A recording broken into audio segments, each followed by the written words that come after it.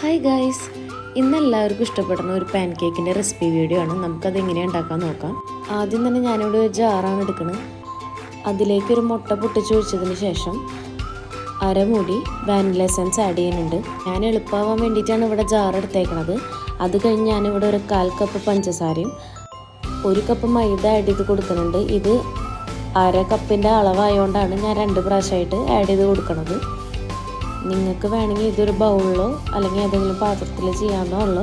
പിന്നെ ഞാനിവിടെ 1/2 കപ്പ് പാലും കൂടി ആഡ് ചെയ്തിട്ട് ഒരു നുള്ളി ഉപ്പിട്ട ശേഷം നന്നായിട്ട് അടിച്ച് ബ്ലെൻഡ് ചെയ്തെടുക്കുന്നുണ്ട്. ശേഷം ഒരു പാൻ എടുത്ത് അത് ചൂടായി വരുമ്പോൾ ലോ ഫ്ലെയിമിൽ ഇട്ടിട്ട് നമ്മുടെ ബാറ്റർ ഇതിലേക്ക് ഒഴിച്ച് കൊടുക്കുന്നുണ്ട്. അത് കഴിഞ്ഞാൽ ഒരു മൂടി വെച്ച് അത് അടച്ച് വെക്കുന്നുണ്ട്.